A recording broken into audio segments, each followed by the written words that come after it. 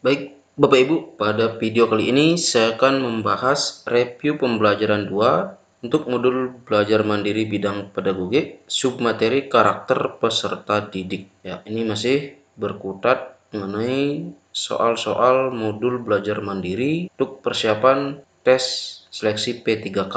Ini adalah bagian pertama untuk review pembelajaran 2 ya, dengan materi karakter peserta didik. Baik, langsung saja ke soalnya. Soal nomor 1, pada suatu proses pembelajaran di taman kanak-kanak, peserta didik akan dikembangkan aspek motorik kasarnya. Maka pendidik dapat menugaskan peserta didiknya untuk melakukan kegiatan A. Menjiplak huruf, B. Mewarnai pola, C. Menendang bola, D. Memasang pasel, E. Meronce membuat kalung. Baik, kita bahas sedikit mengenai aspek motorik, karena di sini kata kuncinya adalah aspek motorik kasar. Nah, menurut Santrok,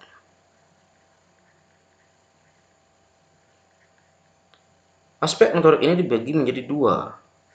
Ya, ada aspek motorik kasar, ada aspek motorik halus.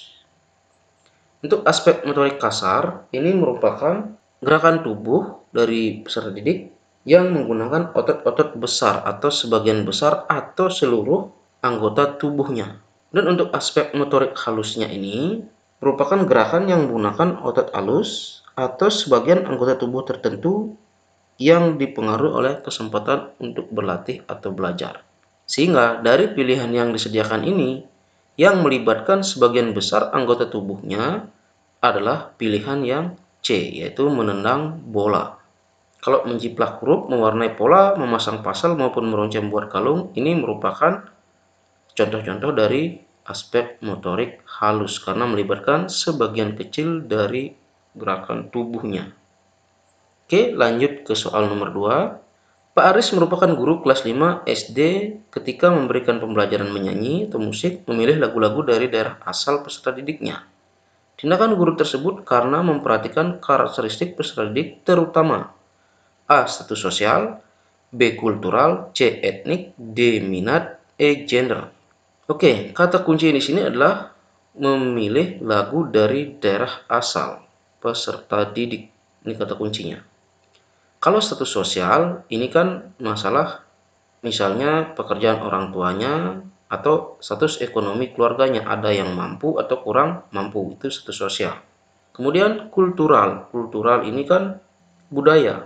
Kemudian etnik, etnik ini merupakan kelompok orang ya, atau suku yang lebih kita kenal. Kemudian minat, minat ini merupakan suatu rasa lebih suka atau tertarik ya pada suatu hal atau aktivitas. Kalau gender ini kan ya jenis kelamin lah kita bilang.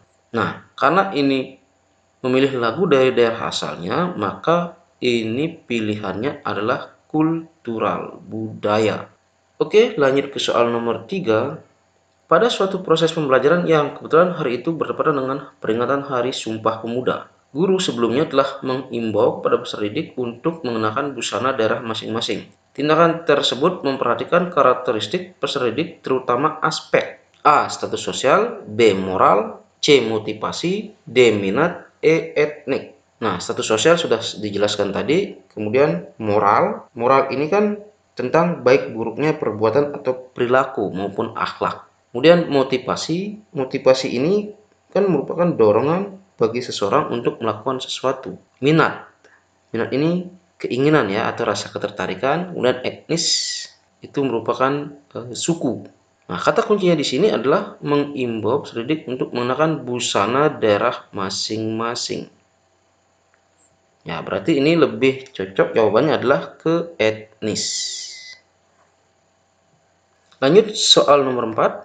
Pak Anton ketika akan melakukan kegiatan pembelajaran dengan topik tata surya melakukan pretest terlebih dahulu dengan maksud ingin mengetahui pengetahuan dan keterampilan yang telah dimiliki peserta didiknya sebagai patokan untuk memulai pembahasan topik tersebut. Hal ini berarti Pak Anton memperhatikan karakteristik peserta didik dalam hal A. Perkembangan motoriknya, B. Perkembangan emosinya, C. Perkembangan sosialnya, D. Motivasi belajarnya, E. Kemampuan awalnya. Ya, kita lihat kata kuncinya di sini. Kata kunci adalah pretest. Pretest itu artinya tes terlebih dahulu sebelum pembelajaran dilakukan. Nah, berarti jawaban yang paling cocok di sini adalah kemampuan awal. Di mana kemampuan awal ini merupakan keadaan atau pengetahuan atau keterampilan yang harus dimiliki oleh siswa sebelum mempelajari pengetahuan atau keterampilan baru. Ya, misal contoh sederhananya, sebelum siswa belajar perkalian atau pembagian, maka dia harus menguasai dulu kemampuan awal berupa penjumlahan atau pengurangan. Baik, lanjut soal nomor 5. Pak Adit, seorang guru SMP, ketika melakukan proses pembelajaran menghadapi peserta didik yang berasal dari berbagai latar belakang, kondisi keluarga, ada keluarga mampu, ada yang miskin, ada orang tuanya menjadi pejabat, ada yang buruh, dan pegawai swasta. Namun Pak Adit memberikan perhatian dan pelayanan yang sama kepada peserta didiknya. Hal ini sebenarnya Pak Adit memperhatikan karakteristik peserta didik terutama. Ya, ini kata kunci adalah berasal dari berbagai latar belakang kondisi keluarga. Ada yang mampu, ini kata kuncinya. Ada yang miskin, ya, ada yang menjadi pejabat, ada yang menjadi buruh, dan lain sebagainya.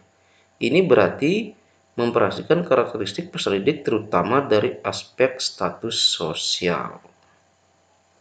Oke, lanjut soal nomor 6. Guru A ketika melakukan proses pembelajaran selalu menggunakan media, kadang memutar video pembelajaran, kadang memutar CD audio, kadang menggunakan poster berwarna, agar peserta didiknya memperhatikan dan tertarik terhadap apa yang dibahasnya, serta senang mengikuti pelajarannya sehingga hasilnya sangat baik.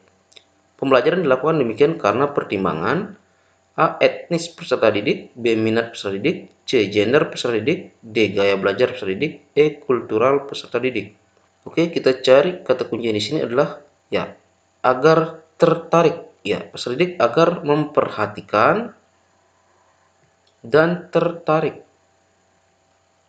Ya, di sebelumnya saya sudah jelaskan, ketertarikan atau keinginan itu untuk melakukan sesuatu itu merupakan minat.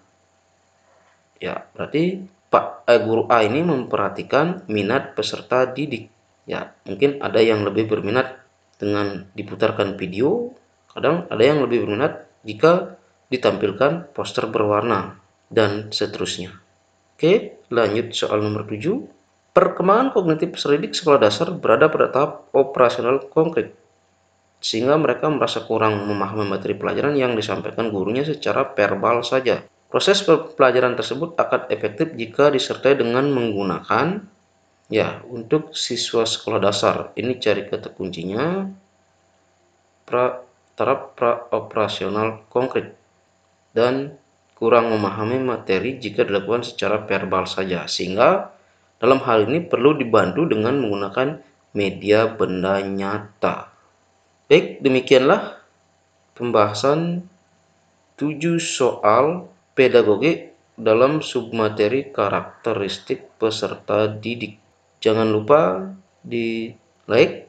Jika ada pertanyaan atau perbedaan pendapat, silakan di kolom komentar. Dan bagi yang baru ketemu channel ini, silakan di subscribe dan share ke teman lainnya. Semoga video ini bermanfaat. Terima kasih dan jangan lupa tunggu lagi video-video pembahasan soal selanjutnya.